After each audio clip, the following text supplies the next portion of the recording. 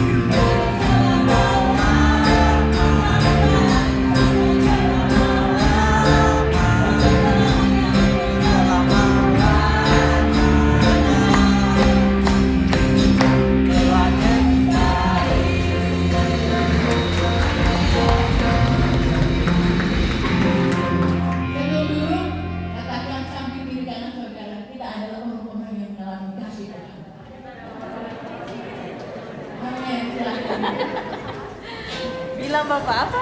Benar Tuhan, bahwa kami adalah orang-orang yang mengalami anugerah daripada Tuhan, mengalami kasih, mengalami kebaikan Tuhan, mengalami kemudahan dalam kehidupan. Saat ini kami mau mendengarkan kebenaran Tuhan. Urapi kami Allah Roh Kudus untuk mengerti apa yang Tuhan mau bagi kami, untuk kami lakukan dalam hidup kami. Terima kasih Tuhan. Engkau Bapa yang sangat mengasihi kami Tuhan. Ya Bapa.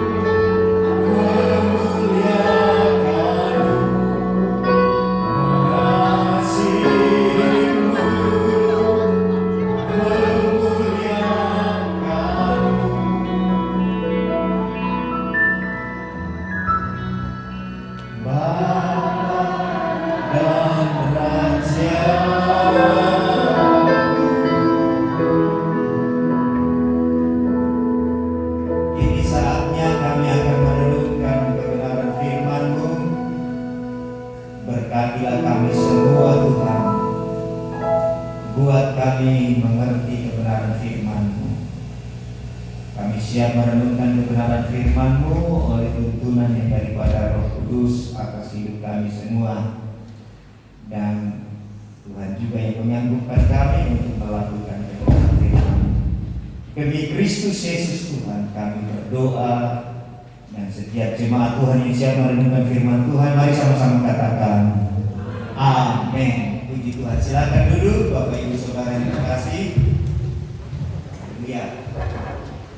Shalom. Sekali lagi shalom. Ada sukacita? Amin. Ya. Mari siapkan Alkitab kita. Kita akan bersama-sama merenungkan kebenaran firman Tuhan.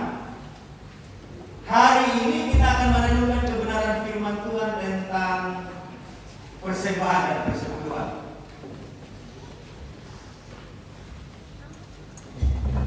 Filenya salah mungkin, file yang sudah diedit. Ya, persembahan dan persekutuan yang diedit.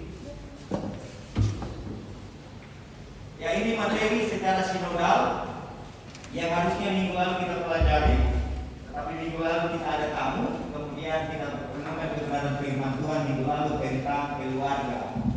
Minggu lalu kita belajar bahwa Tuhan yang menggagas keluarga dan kita yang menjalaninya. Karena itu kita harus menjalaninya sesuai dengan kehendak Tuhan. Dan ada 3 perkara.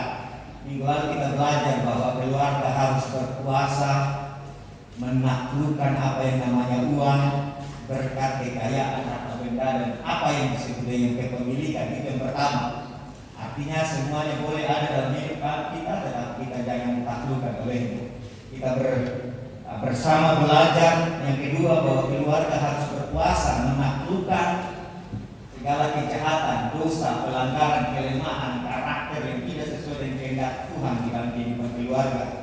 Dan yang ketiga, kita belajar untuk menaklukkan kuasa atas pengajaran, pandangan, saran-saran, bahkan nabi-nabi palsu yang mencoba merusak kehidupan kekristenan lewat keluarga. Itu minggu lalu kita pelajari.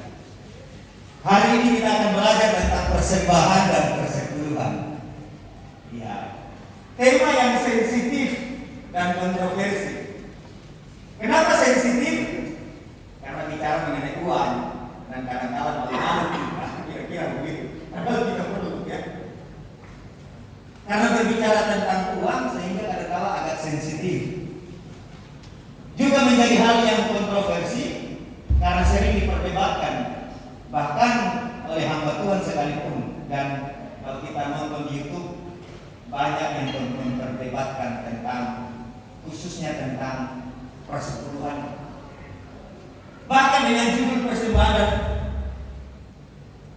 persekutuan pun itu sudah kontroversi sebenarnya, mengandung apa ya, bisa menjadi perdebatan. Apakah persekutuan bukan persembahan sehingga judulnya persembahan dan kontroversi, begitu kan? Bukankah ketika kita menyanyi dan memuji Tuhan itu juga persembahan? Iya. Dan kadang-kadang seperti itu. Mengapa menjadi kontroversi? Paling tidak ada fakta dalam mengenai pengajaran. Menjadi kontroversi, menjadi hal yang sensitif sehubungan dengan fakta yang terjadi, sehubungan dengan tata kelola persembahan dan persekutuan. Fakta-fakta yang terjadi walaupun sebenarnya tidak seperti yang banyak dituduhkan. Contoh misalkan ada yang menuduhkan bahwa memang bisa jadi fakta terjadi bahwa persembahan persekutuan, lalu para hamba Tuhan menguasai mungkin. Dituduhkan bahwa hamba-hamba Tuhan memperkaya dirinya dengan persembahan, khususnya persekutuan. Kalaupun ada fakta seperti itu kan tentunya saya pikir perlu dibuktikan dan memang perlu. Fakta, tata kelola mengenai persembahan, khususnya persekutuan. Memang terjadi ada fakta-fakta seperti itu. Seperti yang tadi saya katakan, misalkan ada hamba-hamba Tuhan yang ini sebenarnya berhubungan dengan pengajaran kita. Fakta yang terjadi berhubungan dengan pengajaran, misalkan pandangan bahwa semua persembahan persekutuan itu milik pendeta, karena pendeta itu adalah legal gitu. Itu mengenai fakta-fakta yang terjadi seperti itu. Jadi ada fakta, ada kenyataan-kenyataan yang berhubungan dengan pengajaran yang maaf kata Alkitabiah kadang-kadang tidak imbang, begitu. Sehingga ada tuduhan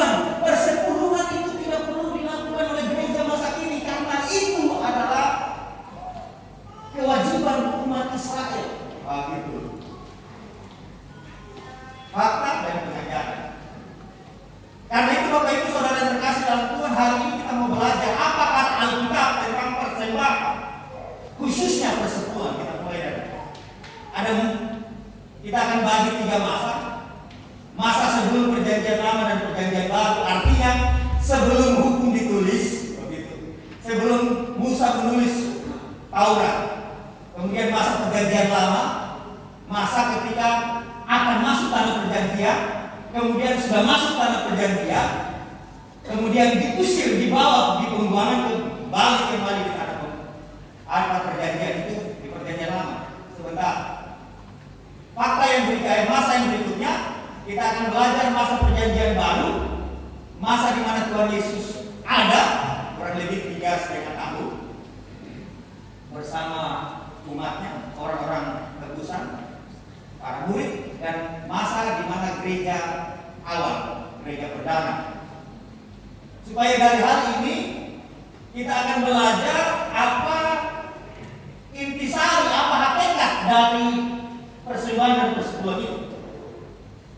Sekali lagi, awal saya menggarisbawahi, kita tidak sedang bicara hukumnya, kita bicara hakikat yang ada di dalamnya. Kita bicara tentang makna yang kita akan peroleh lalu kita hidupi dari apa yang kita akan renungkan bersama-sama. Alkitab mengatakan apa tentang persembahan, khususnya persepuluhan. Kita mulai dari masa sebelum perjanjian lama dan perjanjian baru. Slide berikutnya, Bapak Ibu Saudara yang terkasih di dalam Tuhan Yesus, kalau Bapak Ibu baca Alkitab, perjanjian lama dan perjanjian baru, sekali lagi yang kasih nama perjanjian lama, perjanjian baru itu manusia, orang Kristen. Dia tidak jatuh dari langit lalu Tuhan berfirman, sebutlah kitab yang kuturunkan kepadamu, namanya perjanjian lama. Bahkan nama-nama kita pun di dalam ini manusia. Ya.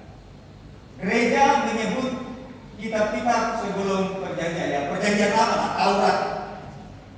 Ya, Taurat, kitab nabi-nabi dan kitab tulisan suci. Kita sebut perjanjian lama, tapi orang Yahudi tidak mungkin akan senang dengan istilah itu. Mereka menyebut dengan apa itu? Tanakh, singkatan dari Taurat, Ketuvim, kemudian Nevim, Tanakh, nabi-nabi, Nevim, ya, nabi. Oke, kalau kita baca Alkitab, maka kita akan temukan persepuluhan disebut pertama di Kejadian 14 ayat 18 sampai 20. Jadi ini belum ditulis Taurat, persepuluhan persembahan belum diregulasi, dibikin aturan-aturan baru begitu. Pertama ditulis, disebut di zaman Abraham. Demikian firman Tuhan. Melkisedek, sebentar. Ya, Melkisedek, Malik Sodik. Ada 2 kata yang membentuk kata Melkisedek. Satu kata Malik itu raja, Sedek Sodik, ya, gitu. Raja Salem yang kemudian akan menjadi Yerusalem. Raja Shalom membawa roti dan anggur. Perhatikan, ada seorang raja yang sekaligus juga imam membawa roti dan anggur. Ia seorang imam Allah yang maha tinggi. Oke, lanjut ayat 19. Perhatikan ya, Taurat ini belum ditulis. Khususnya aturan tentang persepuluhan belum ditulis. Dan kisah ini dikatakan, lalu Melkisedek yang adalah raja sekaligus imam itu memberkati Abraham. Kata-kata berkatnya begini, diberkatilah kiranya Abraham oleh Allah yang maha tinggi, pencipta langit dan bumi. Lanjut. Dan terpujilah Allah yang maha tinggi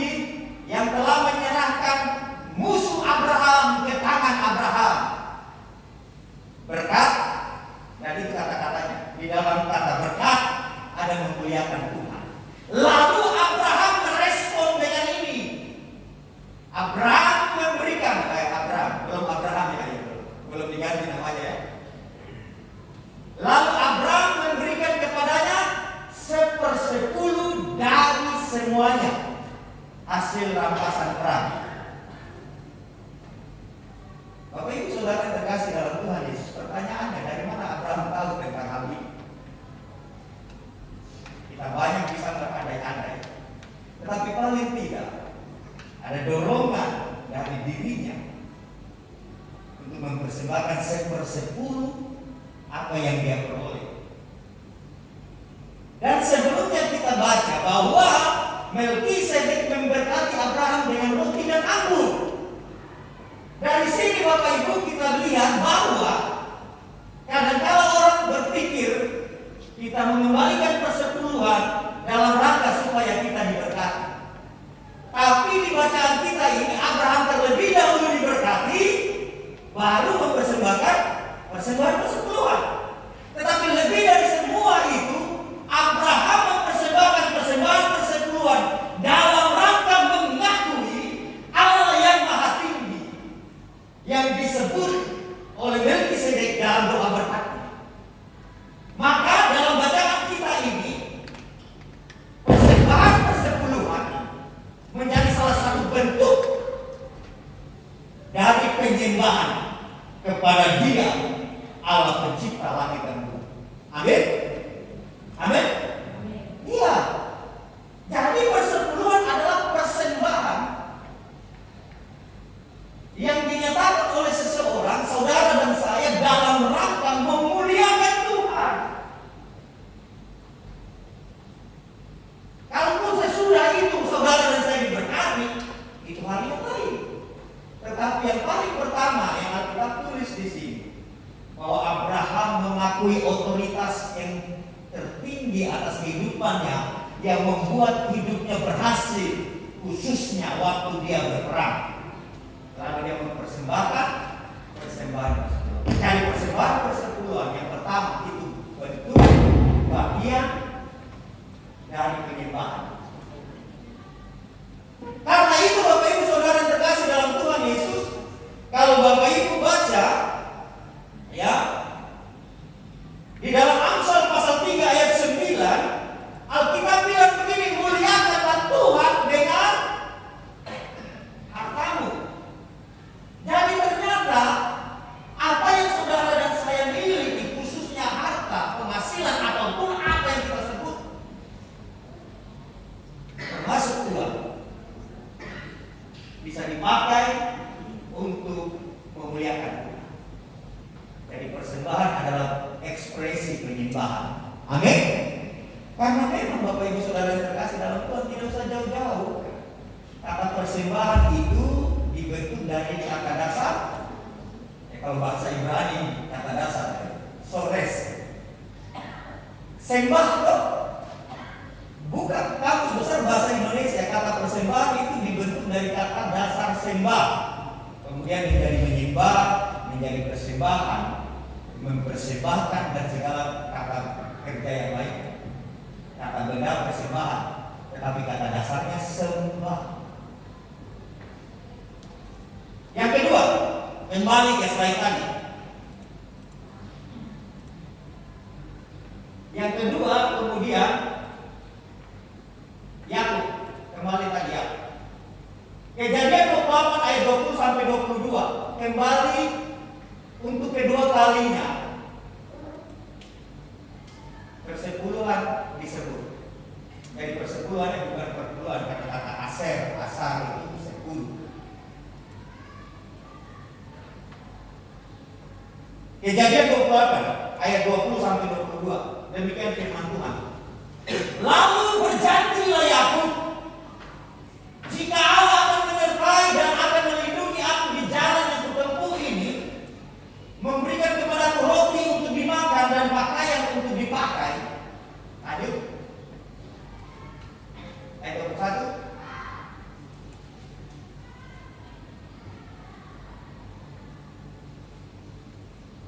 Kejadian 28 ayat 20 21 tadi.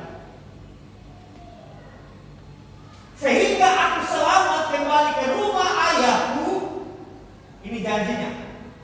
Maka Tuhan, maka Yehova apapun sebutannya, Yod-Heh-Vav-Heh, karena ada Allah-Allah lain, tidak dipungkiri. Dia menyatakan bahwa Tuhan, ya, yang diterjemahkan kata Tuhan ini di bahasa Alkitab, di Alkitab kita itu diterjemahkan dari kata Yahweh, Yehova. Saya tidak tahu apa sebutan resmi, dibentuk dari 4 huruf itu, Yod-Heh-Vav-Heh, akan menjadi Elohim. Ayat 22. Lanjut. Dan batu yang kudirikan sebagai tubuh ini akan menjadi rumah Allah. Dari segala sesuatu yang engkau berikan, dari segala sesuatu berkatmu, akan selalu senantiasa kupersembahkan 1/10 kepadamu. Oke? Kalau tadi bentuk penyembahan, ini bentuk ungkapan syukur. Dan ia janjikan bahwa akan kupersembahkan 1/10 selalu selama hidup. Walaupun kemudian kita tidak baca bagaimana aplikasi dari janji ini. Pertanyaan berikutnya, dari mana? Yakub. Kemudian nanti sesudah itu diganti namanya kan, di peristiwa ini menjadi Israel. Saya percaya sekalipun belum ada regulasinya, belum ditulis tata caranya, tetapi disampaikan dari generasi ke generasi. Paling tidak mungkin Abraham menceritakan kepada anaknya, ya, Ishak, kemudian Ishak menceritakan kepada anaknya Yakub. Jadi sebelum persepuluhan ditulis, diregulasikan di tata caranya, Abraham dan Yakub sudah melakukannya sebagai ekspresi penyembahan dan ucapan syukur. Itu yang pertama. Sekarang kita masuk berikutnya, slide yang berikutnya. Masa perjanjian lama, ketika orang Israel akan masuk ke tanah perjanjian, dan kemudian itu setelah itu tinggal di tanah perjanjian. Saat akan masuk dan setelah di tanah perjanjian, persepuluhan diatur dalam Taurat, ditulis oleh Musa. Allah memerintahkan tata cara aturannya. Saudara boleh buka di Imamat 27, sebentar. Imamat 27, tetapi slide tadi, Bilangan, kemudian ada ayat-ayat paralelnya di bawah kita, banyak ayat-ayat itu. Tinggal kalau perlu Bapak Ibu kalau punya HP dan di dalamnya ada Alkitab, bukan di konkordansi, ketik persepuluhan, lalu muncul ayat-ayat Imamat, Bilangan, ya. Kejadian tadi sudah. Mari kita buka dulu di Ulangan. Ulangan pasal 14 ayat 22 sampai 27. Demikian firman Tuhan. Imamat. Ulangan, sorry. Ulangan.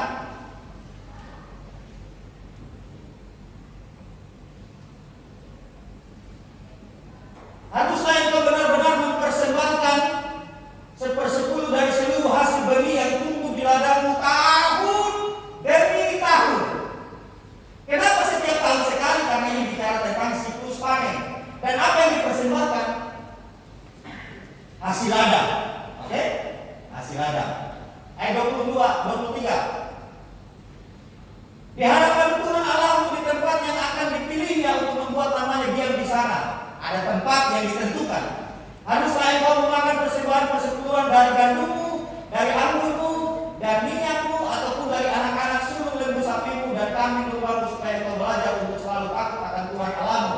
Ini bicara tentang persepuluhan jenis kedua. Tadi jenis yang pertama, persembahan khusus persepuluhan yang ditujukan kepada Lewi. Itu tata caranya. Nanti buka Alkitab Bapak Ibu ayat-ayat tadi. Jadi persepuluhan paling tidak ada 3 jenisnya. Persepuluhan pertama yang tadi, persepuluhan Rishon pertama. Rishon itu minggu. Jadi seperti yang kita pelajari itu, nama-nama hari itu, nama-nama bilangan. Rishon, kemudian Senin, selisih, ya begitu, selisih itu 3. Salasa, salisu, pernah dengar kata-kata dalam bahasa Arab? 3 dari yang 3. Oke? Dan ini persembahan jenis kedua. Yang tadi setiap tahun sekali, yang ini setiap tahun 3 kali. Kan ada hari raya 3 yang terbesar yang dirayakan. Hari raya Paskah, hari raya Pentakosta, Pondok Daun. Setiap 1 tahun mereka pergi ke Yerusalem merayakan perayaan Idul. Lalu kalau jauh rumahnya, dia dijual dulu itu persembahan-persembahannya dalam bentuk lembu sapi. Nanti sampai di sana, kemudian keluarga bisa berikan apa? Dimakan bersama-sama dalam rangka perayaan itu. Yang tadi Lewi, oke? Lewi, kemudian ini perayaan. Lanjut, kita baca dulu sampai habis kali ini. Apabila dalam hal engkau diberkati Tuhan Allahmu, jalan itu terlalu jauh bagimu sehingga engkau tidak dapat mengangkutnya karena tempat yang akan dipilih Tuhan, yaitu Yerusalem, tempat bait Allah di sana, untuk menegakkan namanya di sana terlalu jauh dari tempatmu, karena ini ditulis sebelum bait Allah didirikan di Yerusalem. Ini kan Musa, jadi baru mau masuk ini, baru mau masuk sudah dikasih tahu begini nanti kalau kau sudah masuk. Oke, lanjut dulu. Maka haruslah engkau menguangkannya dan membawa uang itu dalam bungkusan dan pergi ke tempat yang akan dipilih Tuhan Allahmu. Oke, lanjut. Dan haruslah engkau membelanjakan uang itu untuk segala yang disukai hatimu, untuk lembu sapi atau kambing domba, untuk anggur atau minuman yang memabukkan. Lalu kok bisa? Nanti ini hal yang lain. Karena dalam Alkitab itu ada kata anggur, yayin, ada khamar, pernah dengar khamar? Khamar itu bahasa Arab, bahasa Ibrani juga khamar sebenarnya. Oinos, jenis-jenis anggur, ada sari anggur, ada yang difermentasi, pokoknya. Jadi jangan dulu suka kaget-kaget kalau baca ya. Orang kaget itu kadang-kala jadi kagum. Kalau sudah kaget, kagum hilang. Saudara mengerti? Ada orang kaget, begini ternyata. Lalu dia kagum, oh iya, akhirnya saya ikut. Iya, tidak. Banyak di TikTok cewek-cewek mulai bilang, wih, ternyata di ajaran Kristen itu begini loh. Makanya saya kagum ajaran ini. Tidak lama hilang. Karena kaget, kagum hilang. Itu bahasa saya. Oke. Atau apapun yang dipilih hatimu dan haruslah engkau makan di sana di hadapan Tuhan Allahmu dan bersukaria engkau dan seisi rumah. Catatan sedikit, walaupun itu minuman memabukkan, kalau kita minum dan sampai tidak mabuk, maaf.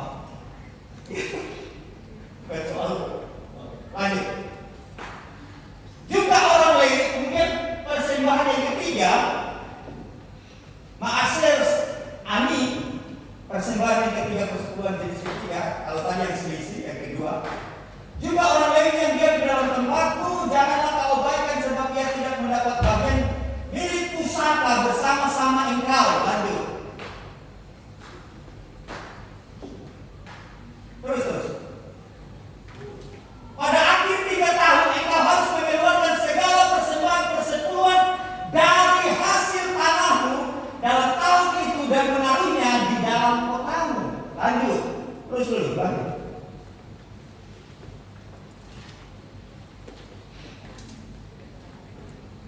Maka orang Lewi, karena ia tidak mendapat bagian milik pusaka bersama-sama engkau. Perhatikan, ini belum masuk tanah perjanjian, tapi sudah dijanji bahwa orang Lewi tidak dapat anak. Dan orang asing, musafir, anak yatim janda, yang dalam tempatmu, di mana kotamu, di mana kau tinggal, akan datang makan dan menjadi kenyang supaya Tuhan Allahmu memberkati engkau di dalam segala usaha yang dikerjakan tanganmu. Asik tuh ada janji berkat. Janji berkat yang menyertai ketaatan. Kalau kau bikin ini, Tuhan Allah memberkati engkau di dalam segala usaha yang dikerjakan tanganmu. Maka Bapak Ibu Saudara terkasih dalam Tuhan, kalau kita lihat ini paling ada 3 jenis persepuluhan yang disebut di sini. Persepuluhan setiap tahun karena siklus panen, persepuluhan 1 tahun 3 kali, dan persepuluhan 3 tahun 1 kali. 3 kali 1 tahun, 3 kali 1 tahun, jadi 3 tahun. Tahun ketiga kumpul untuk Lewi, untuk orang miskin, janda, musafir. Tahun ke-6 kumpul. Tahun ke-7 stop dulu, karena tahun ke-7 tidak ada kegiatan tanam menanam. Begitu aturannya. Oke. Kita lihat ini kan ini mau masuk. Dan sepanjang Bapak Ibu baca aturan persepuluhan yang disampaikan Tuhan kepada Musa untuk diajarkan ke bangsa Israel, sekalipun disebut tentang orang miskin, janda, yatim piatu, musafir, tetapi lebih fokus kepada Lewi, suatu suku bangsa, suatu suku, salah satu suku di dalam Israel. Lewi dalam rangka mereka akan melayani Tuhan di rumah Tuhan karena mereka tidak mendapat tanah garapan. Lalu Bapak Ibu Saudara yang terkasih dalam Tuhan, apa yang kita belajar dari sini? Persepuluhan yang disebut di sini fokusnya adalah dalam rangka menyokong, ya, menyokong operasional gereja. Begitu saja sederhana. Lantas para hamba Tuhan menjadi kaya dari persepuluhan. Sabar dulu, operasional gereja, peribadatan bait Allah itu bukan hanya bicara tentang hamba Tuhannya. Makanya saya tidak setuju kalau ada hamba Tuhan atau pendeta kemudian mengedepankan berkata persepuluhan itu milik Lewi. Kamilah orang-orang Lewi. Sabar dulu. Kita tidak sedang bicara hukumnya, kita sedang bicara hakikat dari persembahan itu. Makanya tadi saya bilang untuk menyokong operasional gereja. Tidak ada sebut gereja sini. Bicara tentang bait Allah. Begitu. Kemudian Bapak Ibu Saudara terkasih, setelah itu mereka masuk ke tanah perjanjian. Semua dapat garapan. Itu begitu Pak. Yehuda dapat Bauga dari sekitarnya. Mereka menanam di sana. Kira-kira seperti itu. Suku-suku yang sebelah situ. Lewi di mana? Lewi tinggal di bait Allah. Kemudian itu siklus yang berjalan sedemikian. Dan suatu ketika oleh pelanggaran Israel mereka dibuang di Babel. Kerajaan Yehuda dibuang di Babel. Setelah dibuang, Nebukadnezar datang dan menghancurkan bait Allah yang dibangun oleh Salomo. Oleh kemurahan Tuhan, setelah 70 tahun mereka dibawa kembali. Mereka kembali membangun bait Allah. Tidak usah bait Allah, gereja. Mereka kembali membangun gereja. Mereka kemudian menata tata pelayanan gereja sedemikian. Lewi dalam hal ini suku itu, kemudian ada imam. Karena Lewi itu mendapat 1/10, kemudian dia menjalankan lagi kepada imam. Sebenarnya begitu. Jadi saya bilang kita tidak sedang bicara hukum-hukumnya, tata caranya, tetapi kita sedang bicara hakikatnya. Begitu. Lalu ketika kembali dari pembuangan, mereka kemudian hidup kembali seperti biasa kala sebelum pembuangan. Persoalannya, kemudian mereka melupakan hal ini. Baik Allah, gereja katakan, ya, sudah dilupakan. Lalu orang Lewi di mana? Orang Lewi balik kembali pergi ke ladang. Urusan pelayanan sudah tidak urus karena mereka butuh untuk hidupnya. Makanya Maleakhi 3 itu disebut di sana yang menjadi ayat favorit. Begitu. Oke. Maleakhi 3. Maleakhi 3 ayat 10. Makanya kemudian Tuhan bilang begini, kau tipu saya. Lalu orang Israel bilang begini, apa kami tipu engkau? Saya mau bilang, kau tipu saya dengan perjanjian yang kekal yaitu tentang persepuluhan. Kenapa? Karena mereka tidak kembalikan persepuluhan sehingga operasional bait Allah terbengkalai. Kenapa? Karena para pengerja-pengerja, mulai dari bapak gembala, singer, aser, kolektor, pergi ke ladang untuk bekerja. Kira-kira seperti itu. Oke. Maka ayat ini menjadi teguran. Dan pada ayat 10 ini menjadi favorit, yang ayat sini dan seterusnya. Begitu. Makanya tadi saya bilang kadang-kala fakta dan pengajaran yang tidak imbang. Bawalah seluruh persembahan persepuluhan persekutuan itu ke dalam rumah perbendaharaan, supaya ada persediaan makanan di rumahku dan ujilah aku. Nah, ini asik. Makanya saya bilang tadi yang tidak berimbangan di sini. Firman Tuhan semesta alam, apakah aku tidak akan membukakan bagimu tingkap-tingkap langit dan mencurahkan berkat kepadamu sampai berkelimpahan. Sehingga maaf kata nih, karena kalau gereja-gereja Pentakosta dituduh sebagai gereja-gereja yang mengedepankan pengajaran persekutuan dalam rangka supaya gembalaannya menjadi kaya. Karena bukan hanya gereja-gereja Pentakosta yang mengandung. Bapak Ibu pergi ke GPIB, jelas di tata gereja itu disebut tentang persekutuan. GPIB. Jadi fakta dan pengajaran itu menjadi persoalan, Bapak Ibu. Ya, ada fakta menyimpang, ada fakta yang dan kemudian pengajaran yang tidak berimbang. Dan makanya kita perlu belajar. Contoh seperti ini. Orang mulai mengedepankan waktu pendeta berkhotbah, kembalikan persekutuan, maka engkau diberkati. Berlalang pelak jauh daripadamu. Sehingga Bapak Ibu Saudara yang terkasih dalam Tuhan, kita berpikir persekutuan seperti sesajen. Kalau saya mempersembahkan ini, maka dewa penguasa alam dia akan tunduk. Begitu. Padahal harus ada konteksnya. Tadi awal sekali persekutuan adalah ungkapan penyembahan, ungkapan syukur. Persekutuan di bagian ini adalah mendukung operasional baik Allah.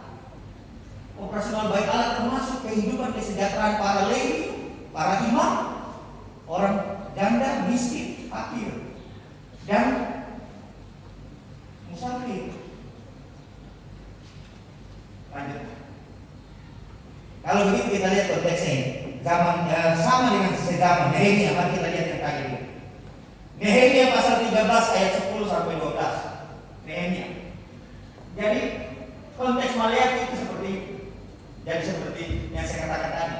Nah, jadi Nehemia ketika dia pergi ke Babel kedua kalinya dan dia pulang, Nehemia bilang begini, jadi kudapati bahwa sumbangan-sumbangan bagi orang-orang Lewi tidak pernah diberikan, sehingga orang-orang Lewi dan para singer, perhatikan di zaman Salomo bait Allah itu diorganisasi sedemikian.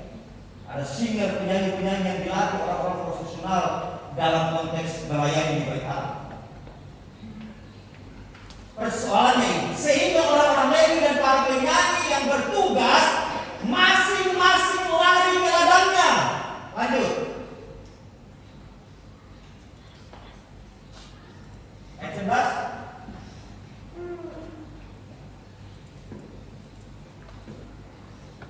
Aku menyesali para penguasa, kataku, mengapa rumah Allah dibiarkan begitu saja. Lalu aku kumpulkan orang-orang Lewi itu yang sudah pada pergi meninggalkan pelayanan demi sesuap nasi, dan kembalikan pada tempatnya di mana mereka melayani, yaitu bait Allah. Kembalikan ke fungsi mereka. Ayat 12. Maka seluruh orang Yehuda membawa lagi persembahan persekutuan daripada gandum, anggur, dan minyak ke perbendaharaan. Oke?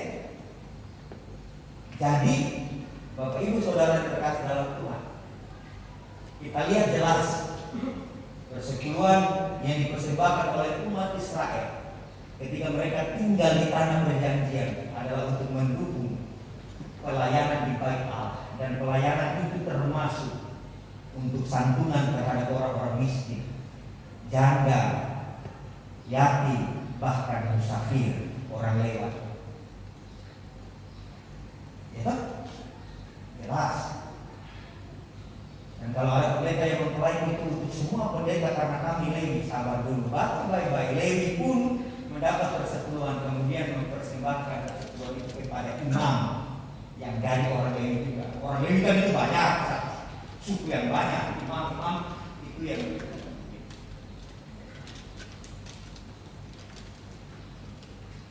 persekutuan adalah bentuk dari penyembahan, persekutuan adalah bentuk dari ucapan syukur. Persekutuan bagaimana kita mengekspresikan bahwa kita mendukung pelayanan, karena itu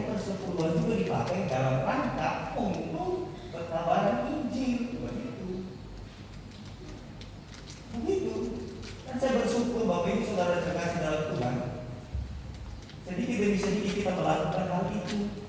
Contoh, para singer ini dapat persembahan kasih loh. Lalu tanya kepada singer ini, kita tidak dapat. Tanya pada C, paling tidak 1 tahun sekali ada bagi baru loh. Aku 2 kali. Dari mana? Dari persembahan kasih mereka. Tidak mereka ambil di kumpul lagi, termasuk di dalamnya.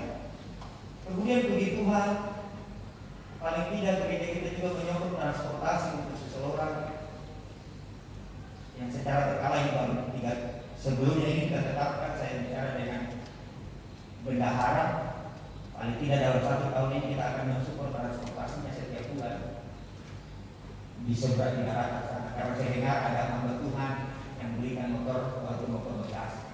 Saya janji saya harus bensinnya setiap bulan dari GPI. Kan bagian dari pelaksanaan tata kelola persepuluhan dalam rangka mendukung operasional baik Allah gereja. Ada diakonia, dan dari diakonia walaupun ada persembahan diakonia secara khusus, tapi dari persepuluhan itu ada diakonia secara tetap. Yang dulunya setiap bulan akhir bulan kita makan sama-sama, ya tuh. Tapi sekarang gara-gara pandemi 2 tahun tidak ada, dan mungkin Ibu Bibi baru dipikirkan lagi. Betul, katanya ada persepuluhan yang kedua itu, ya tuh. Persepuluhan Maaser Seni itu, Seni itu 2. Itu dibilang 1 tahun 3 kali pergi bawa makan-makan di Yerusalem dalam rangka 3 perayaan. Jadi demikian panjang ini materinya. Sebenarnya selainnya hanya ada 9, saya tambahkan sampai 15. Saya berharap Bapak Ibu sabar, karena kita perlu mengerti kali ini. Kenapa umat Tuhan menjadi binasa, berdebat sedemikian, karena tidak mengerti. Oke, lanjut. Kesimpulannya Bapak Ibu Saudara yang terkasih, Bilangan 18 ayat 24, Alkitab bilang begini, Tuhan bilang persepuluhan adalah milikku dan aku berikan kepada orang-orang lain. Sebab persembahan persepuluhan yang dipersembahkan orang Israel kepada Tuhan sebagai persembahan khusus, ku berikan, Tuhan bilang, kepada orang-orang lain sebagai milik pusakanya. Begitu. Lalu orang bilang begini, milik Tuhan itu bukan 10% saja bro, tapi 100%. Betul. Karena Alkitab bilang begitu.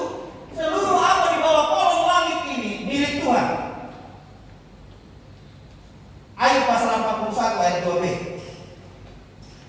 Apa yang ada di seluruh kolong langit adalah kepunyaan Tuhan. Jadi bukan 10% saja, seluruhnya.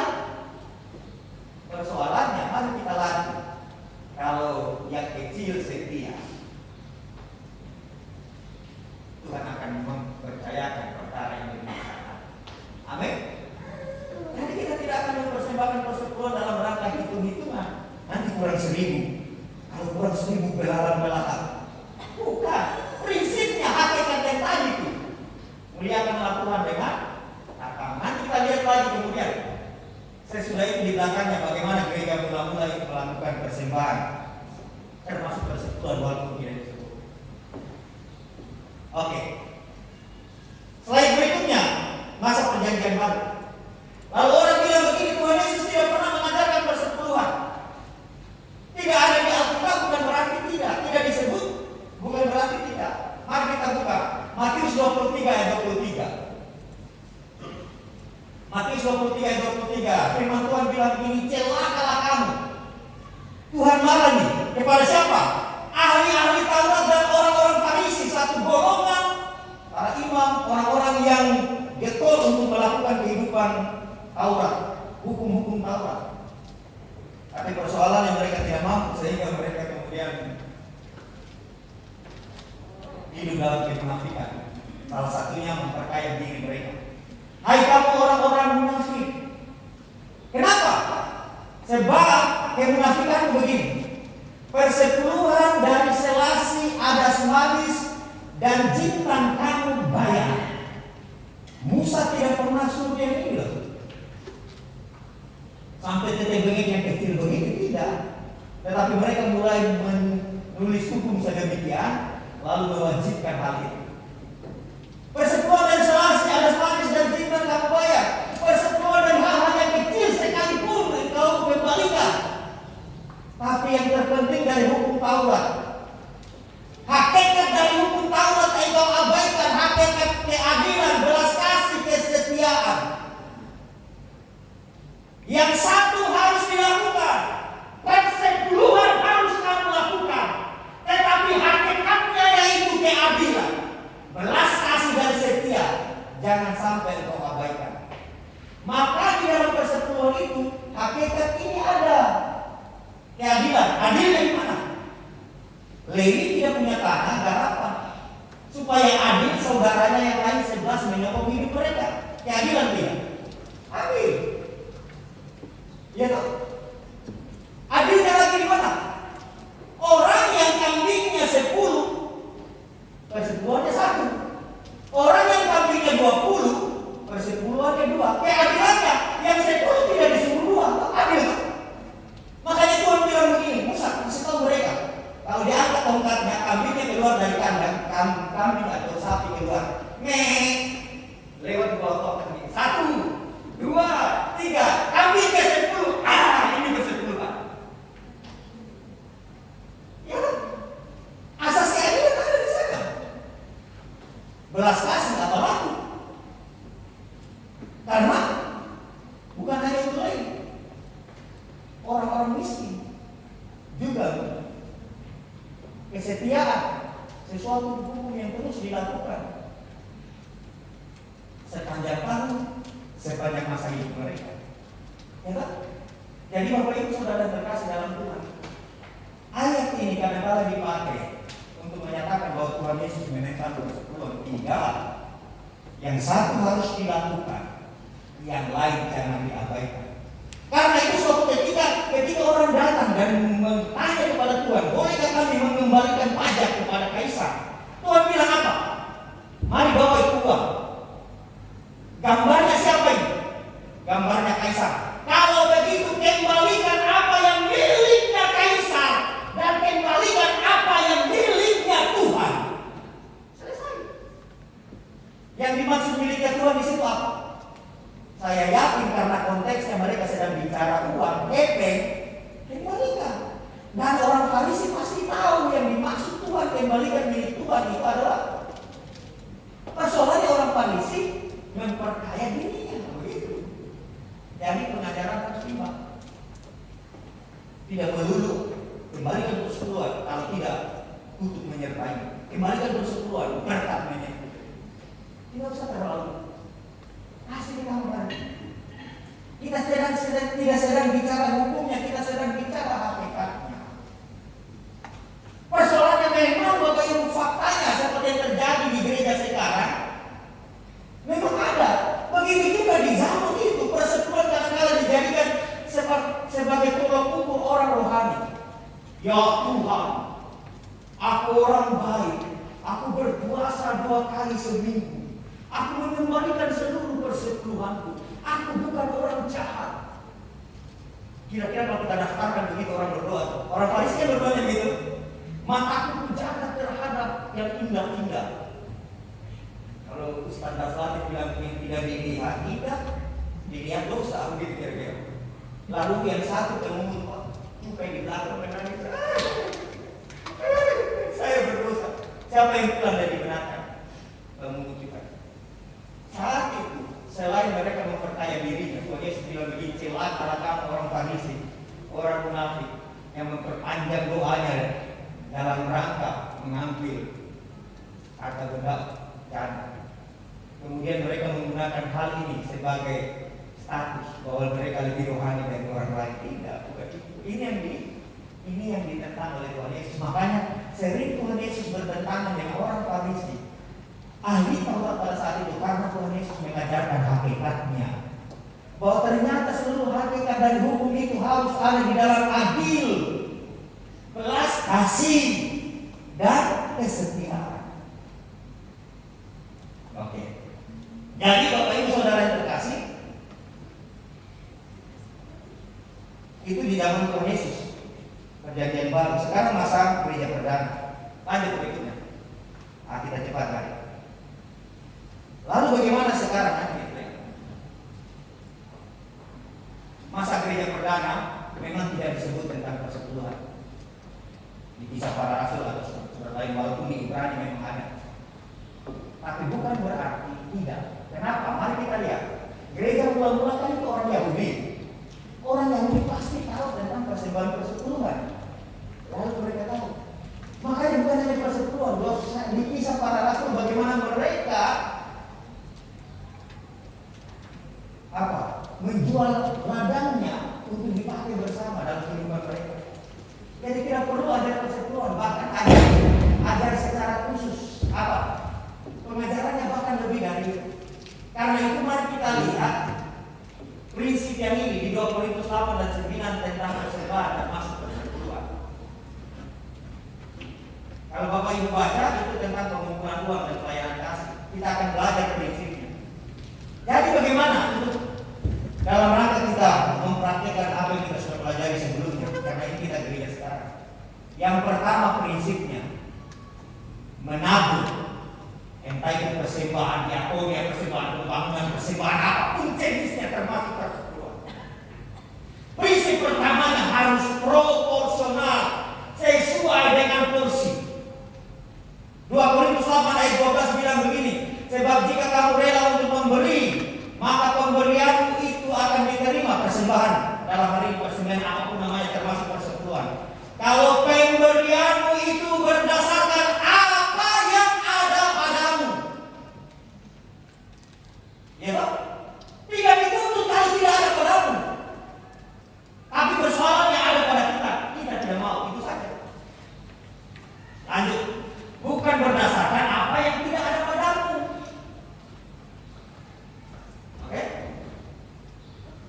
Kalau ada padamu, iya. Kemudian proporsionalnya berikutnya secara porsi. 2 Korintus 9 ayat 6 bilang begini, camkanlah ini, orang yang menabur sedikit akan menuai sedikit juga, dan orang yang menabur banyak akan menuai banyak juga. Kalau ini tidak imbang, kita akan lihat saja tentang sedikit banyak. Kalau banyak menabur, nanti menuai banyak. Kita suka yang itu toh.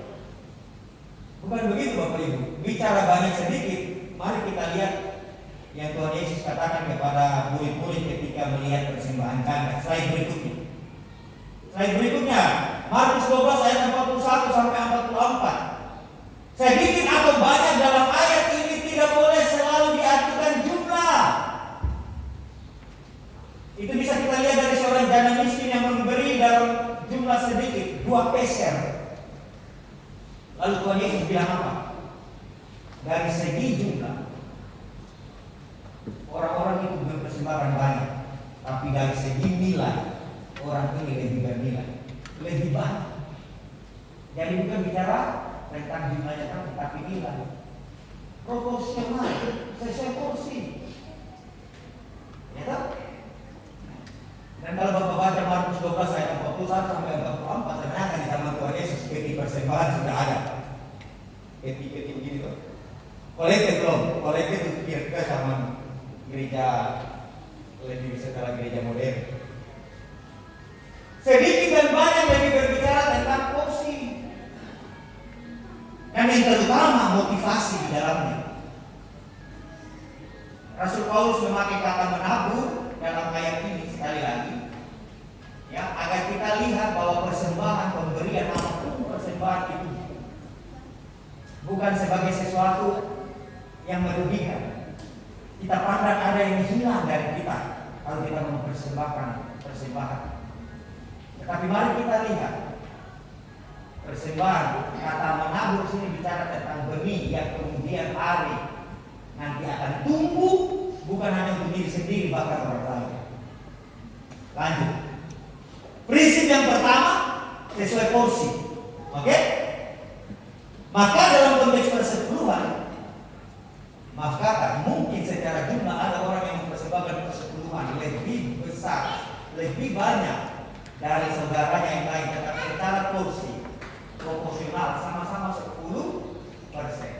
Sekali lagi, aku saya bilang 10%, kita tidak sedang bicara hitung-hitung.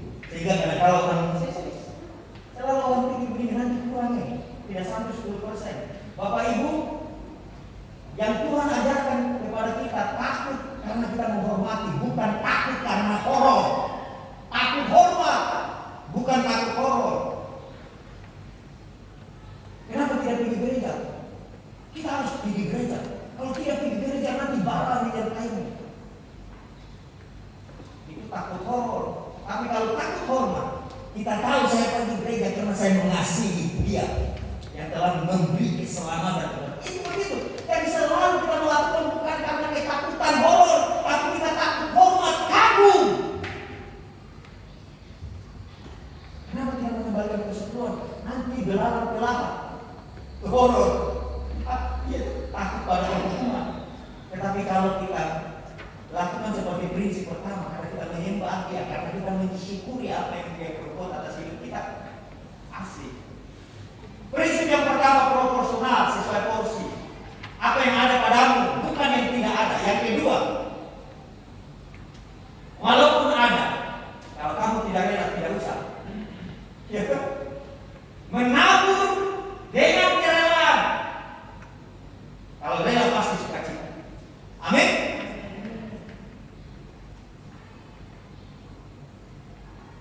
Makanya ada penyanyi dangdut bicara tentang persekutuan. Siapa? Bukan. Evita Mala atau Versace? Bukan juga. Penyanyi daun pisang itu. Cinta daun pisang, saya lupa juga. Persepuluhan tak usah dipaksa-paksa. Begitu ada lagunya tuh. Ada tidak? Tak tambah saja di depannya. Tapi ada itu. Tak usah diramal-ramal. Tak usah dipaksa. Iya. Hendaklah masing-masing memberi menurut kerelaan hatinya. Memang ada padamu, tapi kamu harus rela. Jangan dengan sedih hati atau karena paksaan. Karena pendetamu takut bilang kalau tidak mempersembahkan persembahan, itu namanya kutuk akan menyertai. Bukan. Karena Allah mengasihi orang yang memberi dengan sukacita. Bayangkan kalau Allah mengasihi kita, ya, termasuk sedekah dan hal-hal yang lain yang kita lakukan. Apa yang ada padamu? Yang kedua, dengan kerelaan, tidak terpaksa, dengan sukacita. Amin. Amin. Kalau ada, lalu tidak rela, saya pikir tidak usah juga. Kan tidak enak Bapak Ibu Saudara terkasih. Saudara datang membawa persembahan saudara di peti. Lalu, mari kita akan memberi persembahan bagi Tuhan. Bapak Ibu, Tuhan tidak beruang. Persembahan kepada Tuhan melalui pekerjaan Tuhan. Begitu. Lalu saudara mulai, oh ada pada saya. Ya ada pada saya. Lalu kemudian saudara, pasti oleh. Lalu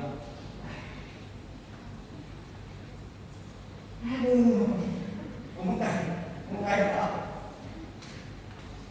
Makanya saya pernah cerita ya, ada seorang pendeta dari Amerika, Bu, kami saya ketemu di Makassar waktu itu. Dia pernah berkhotbah di satu negara Jamaika kalau tidak salah, di negeri Karibia ya, kalau Jamaika ini Karibia kan? Iya. Di Jamaika itu kan banyak orang kulit hitam. Dulu dibawa sebagai budak di sana, diperjualbelikan, kemudian mereka tinggal mengenal Tuhan dari generasi ke generasi. Ada gereja orang-orang kulit hitam. Waktu membawa persembahan, bentuknya bukan seperti gereja-gereja yang lain yang kolektif dijalankan, entah anu atau nampak. Mereka bawa di depan, seperti kita datang. Tapi waktu pendeta itu mengamati, ada seorang ibu, ekspresi mempersembahkan persembahan itu lain daripada yang lain.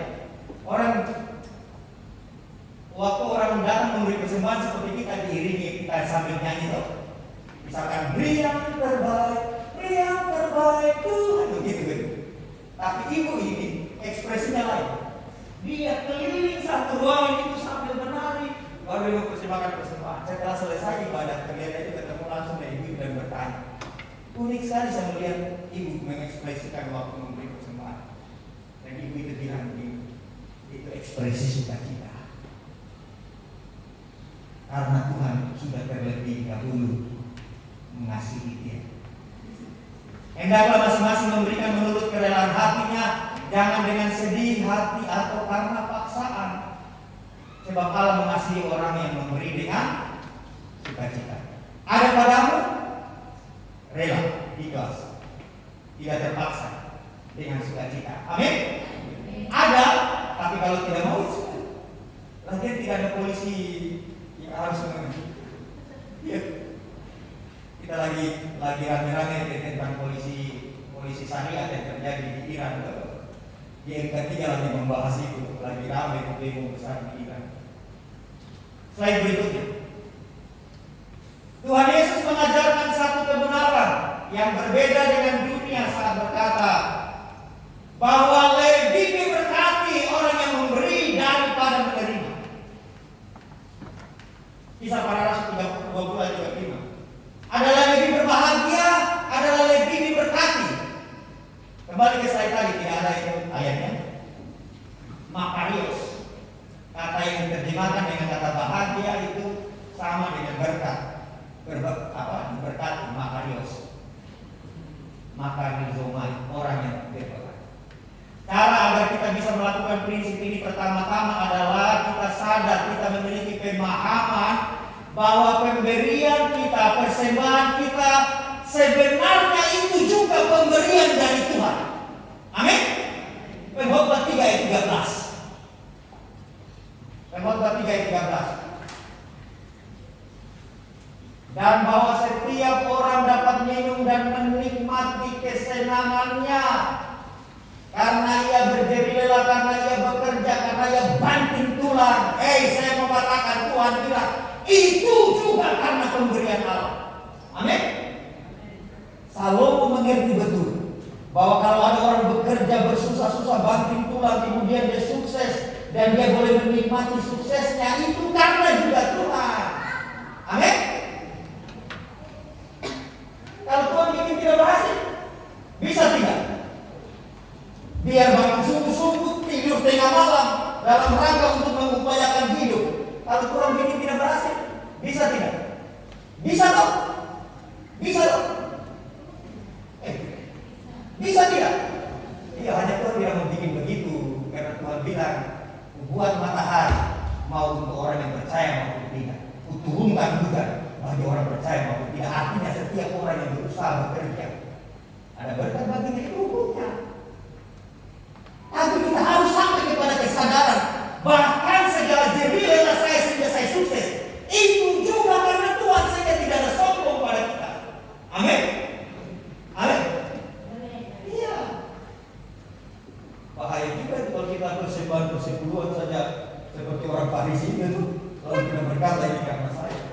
Tidak. Itu harus ada. Kembali ke slide tadi. Slide tadi kembali. Mari garis bawahi. Sekali lagi. Agar kita bisa melakukan prinsip ini, memberi dengan kerelaan hati, walaupun prinsip pertama yang ada pada kita, tetapi kita rela dengan sukacita, kita harus betul-betul sadar, punya pemahaman bahwa bahkan apa yang kita beri itu adalah pemberian yang juga dari Tuhan.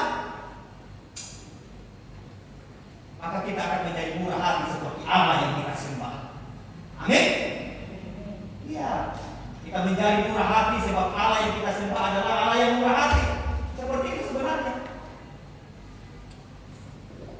Kita menyembah Dia Allah yang berbelas kasih, kita akan menjadi orang-orang yang senantiasa berbelas kasih. Oke? Kita menjadi murah hati sebab Allah yang kita sembah adalah Allah yang murah hati, yang rela tanpa paksaan untuk menyerahkan bahkan Tuhan Yesus untuk turun ke dunia. Semakin kita memiliki kesadaran tentang hal ini, semakin hati kita rela untuk memberi. Amin. Iya. Kan suka rela kok. Ada yang suka tapi tidak rela. Ada yang rela tapi tidak suka, tidak itu. Seperti itu. Ada pada kita dengan sukarela. Keikhlasan, sukacita karena Tuhan, suka orang yang mempersembahkan dengan cara seperti itu. Prinsip yang ketiga,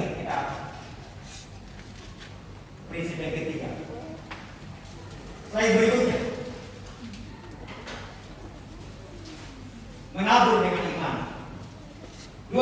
29 ayat 10 bilang begini. Tuhan menyediakan benih untuk ditabur. Tuhan juga yang menyiapkan roti untuk dimakan. Ada prinsip dua di situ. Ada benih yang ditabur supaya bertumbuh, tadi kita belajar. Ada roti yang dimakan habis untuk kita.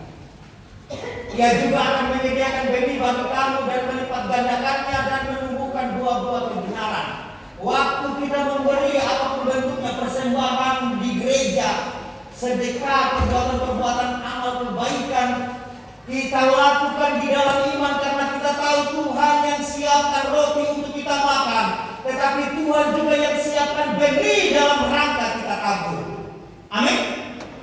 Amin. Jangan roti semua. Kalau roti semua habis kita makan. SPP anak, buku, tidak ada benih. Tapi Tuhan juga tidak suruh tangan semua. Bisa bertengkar tidak suami istri. Nah, hari ini bulan ini gaji Bapak 7 juta. Maka 7 juta ini akan kita jadikan benih semua. Bertengkar suami istri, Pak.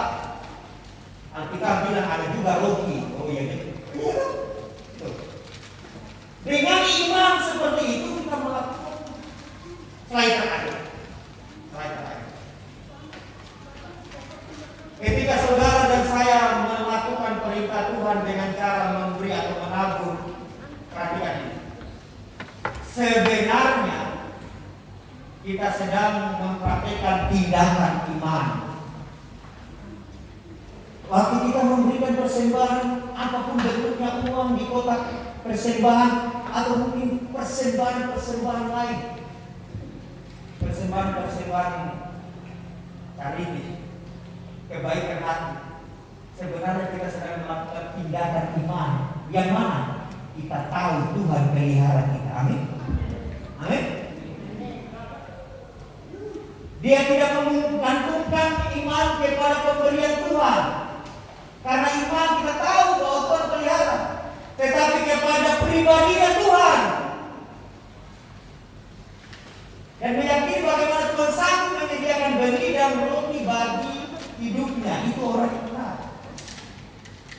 Beri apa yang ada padamu dengan keikhlasan dan sukacita, karena itu tindakan iman bahwa Tuhan sanggup pelihara saudara dan saya. Amin. Sehingga kita akan tiba kepada kesimpulan, saya tidak bergantung kepada pemberian berkat apapun yang daripada Tuhan, tapi saya bergantung pada Tuhan itu sendiri. Amin. Saya tidak mencari berkatnya, tetapi saya mencari sumber berkat, yaitu Tuhan.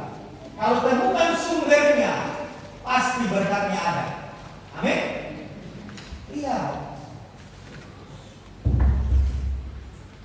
Dan kalau Tuhan percayakan kita untuk menjadi saluran berkat, puji Tuhan, karena saluran selalu akan tetap basah.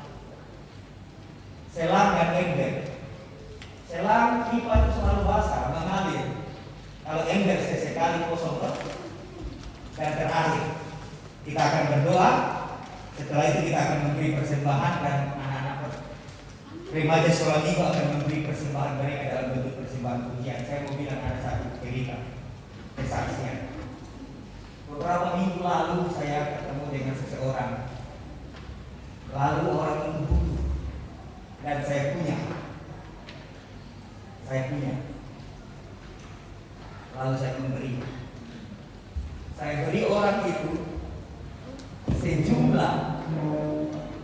sejumlah yang saya dengar dari Bu Gen. Karena Bu Gen bilang begini, Bapak, Kinan kirimkan Bapak persepuluhannya. Jumlahnya sekian. Dan waktu saya memberi orang ini, saya mengarahkan pandangan saya kepada kabar sukacita bahwa ada sesuatu yang dipegang Bu Gen yang akan diserahkan kepada saya yang berasal dari Kinan. Lalu saya memberi itu. Karena ada janji. Lalu kemudian saya hubungi, mana tuh? Setelah hari ini kemana? Dikasih setengah dari janji itu. Lalu saya bilang begini, saya masih bertobat juga sih. Mama ini, kalau saya tahu hanya setengah seperti ini, saya tidak akan memberikan full seperti dia. Saya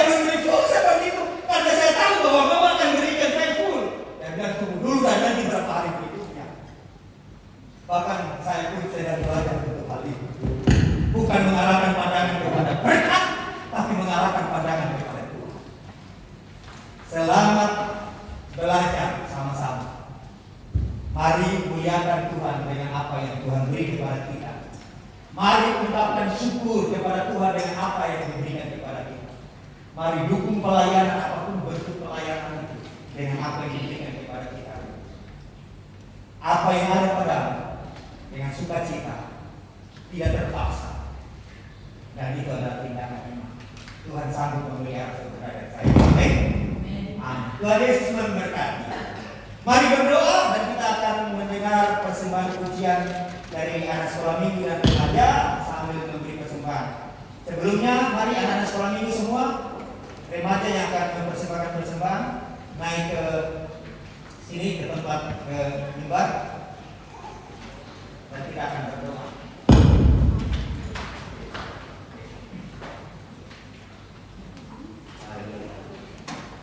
Mari kita berdoa. Tuhan, kami sudah merenungkan kebenaran firman-Mu.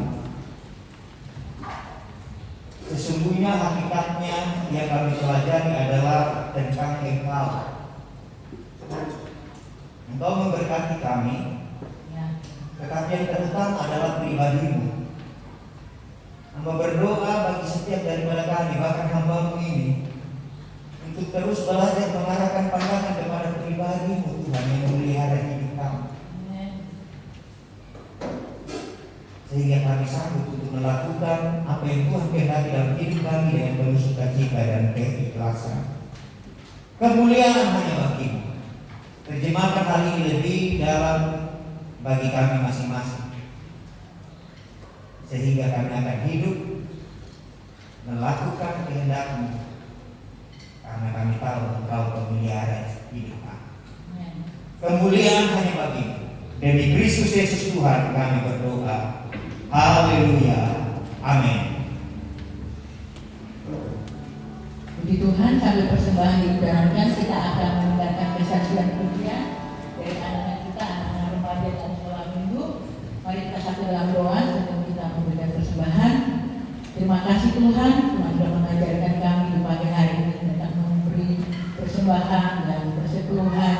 Kami percaya untuk kami lakukan karena kami mengasihi Engkau Tuhan. Kami taat untuk melakukan apa yang Tuhan inginkan dalam kehidupan kami. Dan kami percaya segala sesuatu yang kami lakukan dalam Engkau tidak ada yang sia-sia. Terima kasih Tuhan, kami percaya Engkau memberkati kami semua. Dan kami percaya setiap persembahan yang kami beri dipakai untuk hormat kemuliaan bagi nama-Mu. Terima kasih Tuhan, hanya dalam nama Tuhan kami berdoa. Amin.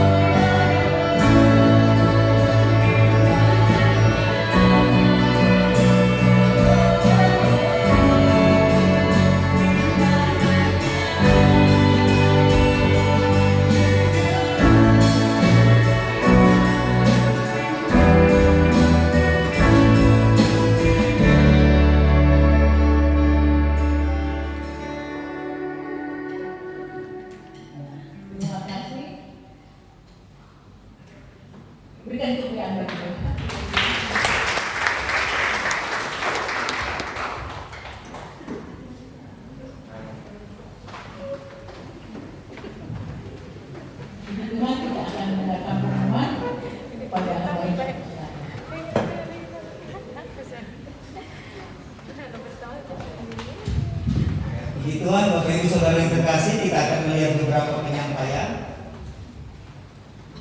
tentang kegiatan kita sepekan.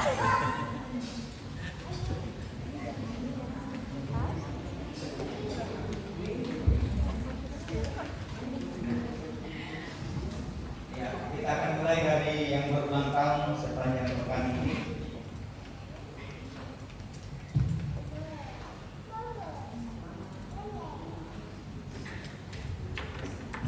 Tanggal 25 September, nanti kasih David Naweta hari ini.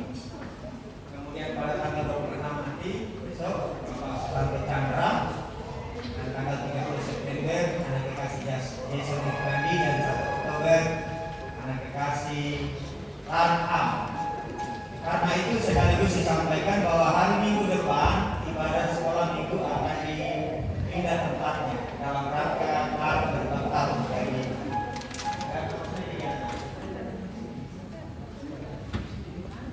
ya. Oh ya maaf, maksudnya sekaligus merayakan ulang tahun sore hari jamnya maksudnya yang terjadi.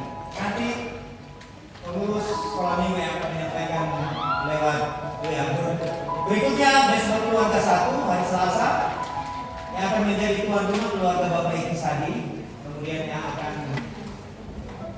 memimpin puji-pujian Ibu Esther Mamori, musik Bapak Beni Ham, dan yang akan memimpin diskusi firman Tuhan Bapak Riki Tambunan. Berikutnya hari Rabu ibadah yang kedua yang menjadi tuan rumah keluarga Bapak yang Cegombe. Kemudian yang akan memimpin pujian Ibu Friska, dan musik Ibu Gembala yang akan memimpin diskusi firman Tuhan Ibu Ike Laturi. Hari kami seperti biasa latihan persiapan ibadah minggu, dan minggu depan kita akan dipimpin beribadah Ibu Desi Berputu Dompe, musik Bapak Bini Ham, Bapak Stephen Wijaya, Pak Amori, Bapak Kepala, dan Singer, Saudari Peter dan Ibu Mary Koreke, LCD, Saudari Cecilia. Hari Jumat, Mesbah Keluarga 3 yang akan menjadi tuan rumah Bapak Edi Pandi. Jadi minggu ini Mesbah Keluarga 3 berseruan langsung di rumah doa yang menjadi tuan rumah Bapak Edi Pandi. Firman Saudara Hendrik, WL Ibu Firmiling, Limoa, musik Bapak Edi Pandi.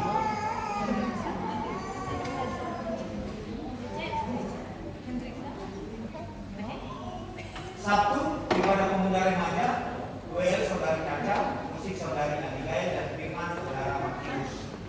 Dan minggu depan kita akan berjumpa kembali dalam ibadah raya minggu, baik ibadah raya minggu sekolah minggu maupun ibadah raya minggu dewasa.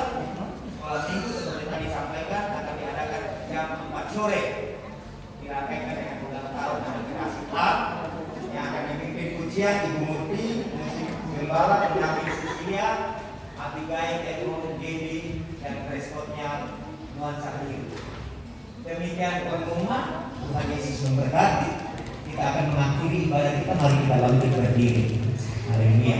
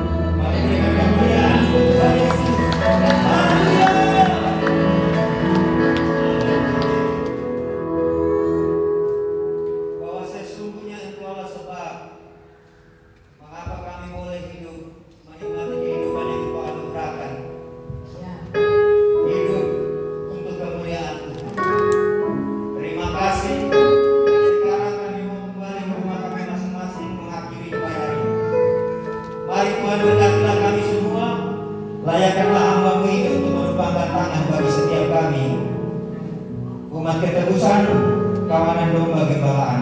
Karena itu Bapak Ibu, mari kita mengangkat tangan dengan iman. Kembalilah dalam kehidupanmu, arahkanlah hati dan pikirmu kepada Tuhan. Terimalah berkat. Kasih karunia damai sejahtera yang bersumber dari Allah Bapa Pencipta langit dan bumi. Kasih karunia damai sejahtera yang melampaui segala akal pikir manusia yang dinyatakan di dalam cinta kasih Yesus Kristus, Tuhan Juru Selamat kita, dan di dalam persekutuan Roh Kudus.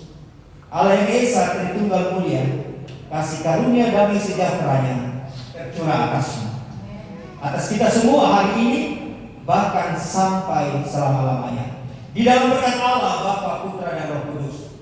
Dalam nama Tuhan Yesus, setiap kita yang diberkati, mari bersama-sama katakan.